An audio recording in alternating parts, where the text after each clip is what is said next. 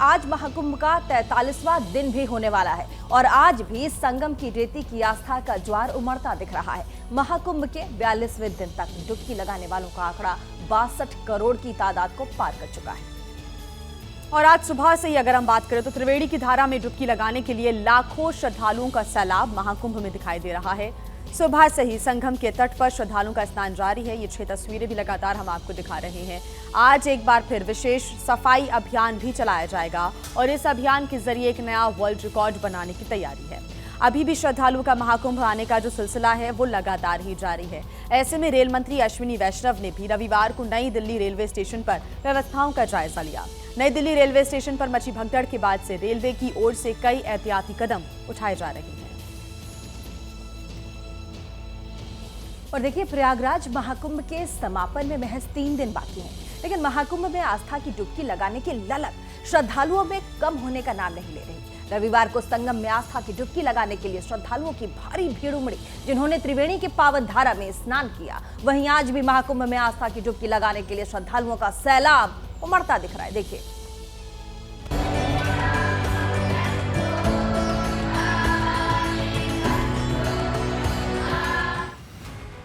महाकुंभ में संगम की अविरल धारा में पवित्र डुबकी लगाने का सिलसिला जारी है। गंगा यमुना अदृश्य सरस्वती के पावन संगम में इस महाकुंभ में अब तक 62 करोड़ से ज्यादा लोग पवित्र स्नान कर चुके हैं और अब महाकुंभ के समापन में महज 3 दिन बाकी है। ऐसे में श्रद्धालुओं का सैलाब और भी ज्यादा तेजी से उमड़ रहा है। क्या आम और क्या खास, हर कोई त्रिवेणी की धारा में डुबकी लगाकर अक्षय पुण्य की प्राप्ति के लिए आ रहा है। ओडिशा के सीएम मोहन चरण मांझी, उत्तराखंड के राज्यपाल गुरमीत सिंह, बीजेपी सांसद संबित पात्रा और सिंगर कैलाश खेर हों या फिर केंद्रीय मंत्री श्रीपद नायक, तमाम नेता, अभिनेता और कलाकार महाकुंभ में त्रिवेणी की धारा में डुबकी लगाते दिखे। महाकुंभ की दिव्यता और भव्यता को देखकर सभी मंत्रमुग्ध नजर आए। यमुना और सरस्वती का संगम स्थल पर हमको स्नान करने के लिए, पवित्र स्नान करने के लिए सौभाग्य प्राप्त हुआ। गंगा माया को और भगवान को मैंने उड़ीसा की कल्याण करने के लिए और देश की कल्याण करने के लिए मैंने प्रार्थना किए। 60 करोड़ लोगों ने यहाँ आके स्नान किया है, यहाँ पर आके आस्था अपना जागृत किया है। मुझे लगता है ये इतनी बड़ी बात है। और जो हमारे माननीय प्रधानमंत्री मोदी जी ने कहा है कि ये एकता का कुंभ है, इस कुंभ के माध्यम से पूरे देश में एक एकता का संदेश जाता है। ये अद्भुत क्षण है, ये बहुत ही गहरा सौभाग्य है कि प्रभु ने यहाँ आने का अवसर दिया है। यहाँ पर जो आस्था है, जहाँ जो मानवता का सागर आया है, अपने आप में बिल्कुल अलग है।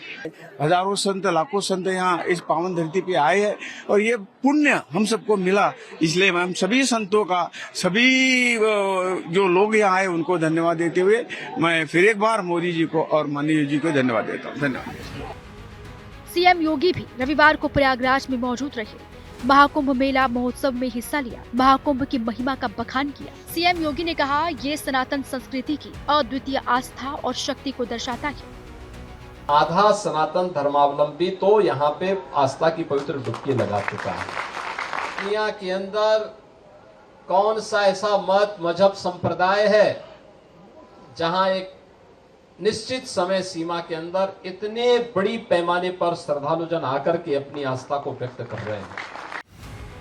रविवार को महाकुंभ में खास लोगों का जमावड़ा देखने को मिला तो आम श्रद्धालुओं का सैलाब भी उमड़ता दिखाई दिया, जो त्रिवेणी की पावन धारा में डुबकी लगाकर बेहद खुश दिखाई दिया। स्नान कैसा हुआ? बहुत अच्छा हुआ, बहुत अच्छा। स्नान करके अब मजा आया बहुत।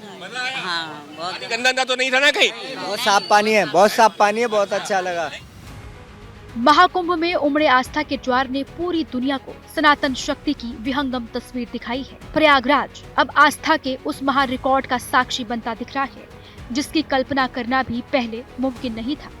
उम्मीद है कि 26 फरवरी को महाशिवरात्रि के दिन जब महाकुंभ का आखिरी स्नान होगा तो उस दिन तक सनातन का वो महा रिकॉर्ड बन जाएगा, जिसे पहले दुनिया ने ना कभी देखा था और शायद ही दुनिया इसे आगे भी देख पाएगी। तो ये तस्वीरें आपने देखी और आइए सीधा आपको लिए चलते हैं हम प्रयागराज। वहां से सीधी तस्वीरें हमें दिखाएंगे हमारे संवाददाता अंकित गुप्ता हमारे साथ जुड़ गए हैं। अंकित, 24, 25 और 26 3 दिन बाकी हैं। सुबह से कितनी श्रद्धालुओं की भीड़ देखने को मिल रही है और क्या व्यवस्थाएं, बताएं।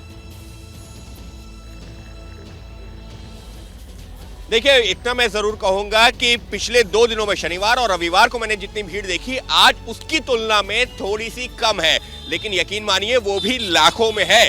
और इसका अंदाजा इसी से लग जाता है कि अब तक 62 करोड़ लोग यहाँ स्नान कर चुके हैं और अभी भी श्रद्धालुओं का जो लीला है वो चला जा रहा है। बस फर्क इतना है कि आज 2 दिनों से अगर हम कंपेयर करते हैं तो हाँ, हमको कम भीड़ दिख रही है, लेकिन उसके बावजूद भी यहाँ से लाखों लोग गुजर चुके हैं और अभी भी जो है पीछे से लाखों लोग जो है उधर बढ़ रहे हैं आगे। तो हर एक दिन जब जिस दिन कम भी होता है उस दिन भी 60, 70, 80 लाख और जब कम होता है तब 1 करोड़ लोग स्नान कर रहे हैं। इसी से अंदाजा लगाइए कि यहाँ पर आने वाले श्रद्धालुओं की संख्या क्या है। और फिलहाल इस वक्त जहाँ पर हम मौजूद हैं, यहाँ से संगम तट की दूरी करीबन 6 से 7 किलोमीटर की है।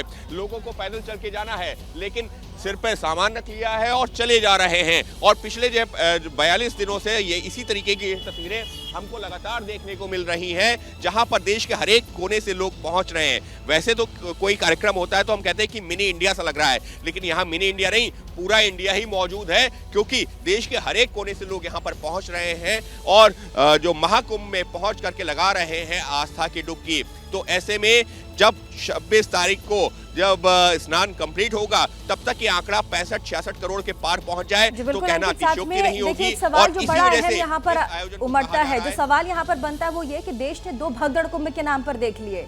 कुंभ के नाम पर देश ने 2 भगदड़ देख लिए, जिसमें एक भगदड़ तो प्रयागराज में और दूसरा नई दिल्ली रेलवे स्टेशन पर हमने देखा। तो 26 तारीख को जब महाशिवरात्रि का महाआयोजन उस पूरे राज्य में महाकुंभ के लिए प्रयागराज में किया जाएगा, तो क्या उस दिन महासैलाब के लिए कौन से इंतजाम किए गए ताकि उस तरह की स्थिति परिस्थिति प्रयागराज में एक बार फिर से महाशिवरात्रि के दिन ना बने? देखिए, उसको लेकर के हम ये कह सकते हैं कि पिछले अनुभव से कहीं ना कहीं हमको जो है सीख लेते हुए नजर आ रहा है प्रशासन।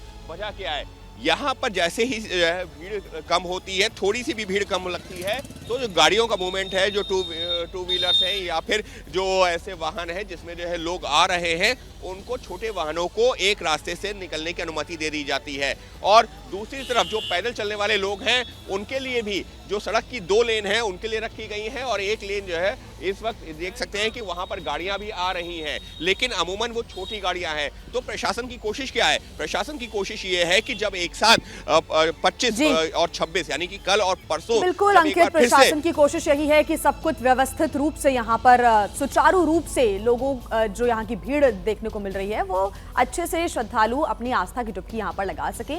आगे आपसे अपडेट्स हम लेते रहेंगे। फिलहाल शुक्रिया अंकित तमाम जानकारी के लिए। तो महाकुंभ में श्रद्धालुओं की आस्था ने सारे रिकॉर्ड्स तोड़ दिए हैं। आस्था का ये महापर्व अपने आखिरी चरण में पहुंच चुका है।